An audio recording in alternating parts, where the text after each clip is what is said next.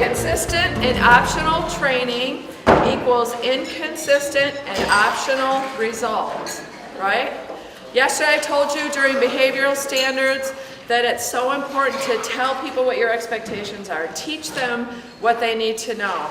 Well, this goes the same for anything that you do as far as behaviors, performance, or contributions that you as a leader or your staff are going to make. That inconsistent and optional, meaning not using the M word, training equals inconsistent and optional results. So who do we promote into a leadership position traditionally? The best nurse, the best technician, the best accountant, the person that, because we're all leaders in healthcare, the person who showed some leadership ability or had an interest in leadership ability combined with the pulse, right? So, those people are traditionally tapped on the shoulder and given the opportunity to have a leadership role.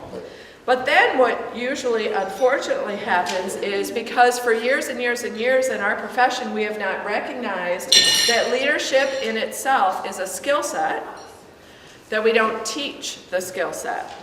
And that often we don't even orient people to their new leadership job, do we? How many of you guys got an orientation to your leadership job? Yeah. Oh, good job. Good for Eaton Rapids. They're a partner hospital with Capstone Leadership Solutions, that's why. Just a little plug there, Eric, on video. So that's what we do, is we boot people right out of the nest. Good for you. You get an office, you get a business card, boot it out of the nest. So we don't do really great orientation, and we for sure don't do great leadership training. So leader and employee development is very important, however, and often what happens when there's budgetary restrictions, like there are for many of you right now, what is the first thing to go is leadership development, any sort of leader training. That's why we're thankful to have all of you here, that your hospital said, okay, this is important, you need to go. Our partner hospitals, what we teach them and advocate for them to do is that quarterly they have off-site 8-hour leadership developments quarterly, and that it's mandatory, and that each leader, if they're going to miss that day of leadership development where they're going to be taught how to behave, perform, and contribute to a high level, and all learn it in the same synergy, in the same room, they have to have permission from the CEO in order to miss that day. So they have to speak directly to the CEO to miss that day. It's mandatory. We also advocate that they put it out on an annual schedule, though, like so that leaders can plan, okay, these are our leadership training, it's mandatory, I can't miss those. I can't, plan my vacation in sunny Florida for right there on that day.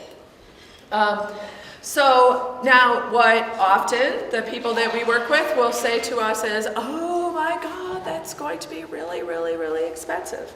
It can be done for less. It can be less costly than what you imagine that it is. In fact, Sue and I can show our partner hospitals over and over and over again how leadership and employee development, and we advocate that you do it for your employees as well, and we'll talk about that in a minute, leadership and employee development can be down for less than 1% of your total budget.